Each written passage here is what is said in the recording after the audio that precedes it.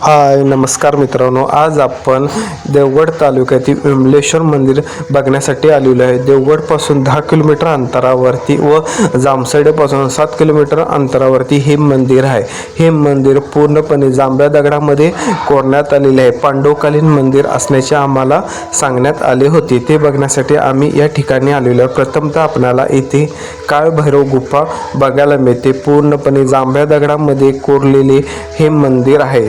गुहेमध्ये अशा प्रकारे आपल्याला पांडवलेणी जशा असतात त्या प्रकारे आपल्याला या ठिकाणी बघायला मिळतात। मंदिराच्या बाजूला आपल्याला भव्य असे 2 हत्ती देखील या ठिकाणी आपल्याला दगडातील कोरलेले बघायला मिळतात। अशा प्रकारे हा पूर्णपणे मंदिराचा परिसर, आजूबाजूला आपल्याला जांभळ्या दगडातील गुहा देखील इथे बघायला मिळत आहेत। व तसेच मंदिराच्या परिसरामध्ये आपल्याला नारळ, सुपारी, तसेच फणस, आंबा, कोकम यांचे झाडे बघायला मिळतात। मंदिराच्या गाभाऱ्यात आपण आल्यावर आपल्याला पूर्णपणे असा हा काळोख दिसतो गुहेत असल्यासारखा। त्याच्यामध्ये आपल्याला शंकराची पिंड, विमलेश्वर देवांचे मंदिर आपल्याला या ठिकाणी बघायला मिळतील। आम्ही इथे विचारलं असता त्यांनी आम्हाला हे प्राचीन मंदिर असल्याचे सांगण्यात आले।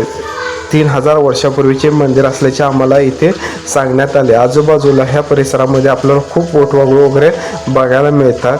तसेच खालील बाजूला व आजूबाजूच्या परिसरामध्ये आपल्याला या ठिकाणी पाणी मिळते। पूर्णपणे जिवंत झरे या ठिकाणी मे महिन्यात देखील पूर्णपणे झरे वाहताना आपल्याला बघायला मिळतात। मे महिन्याच्या आपण शेवटच्या आठवड्यात या ठिकाणी आलो। जर अशा इथे एवढे निसर्गरम्य ठिकाण जर आपल्याला बघायला मिळते तर पावसाळ्यातील इथले सौंदर्य अजून फुललेले आपल्याला बघण्यासाठी मिळतात। तसेच या मंदिराचे दर्शन घेण्यासाठी खूप लांब लोक येतात हे आम्हाला इथे आल्यावर समजले। आजचा हा व्हिडिओ आपणास कसा वाटला तो नक्की एकदा कमेंटमध्ये कळवा। तसेच बेल आयकॉनला क्लिक करून चॅनलला सबस्क्राईब करा। तसेच सर्व मित्रांमध्ये हा व्हिडिओ शेअर करा, म्हणजे अशीच नवीन माहिती आम्ही आपणापर्यंत आणण्याचा प्रयत्न करू। भेटू पुढील भागामध्ये। धन्यवाद, बाय।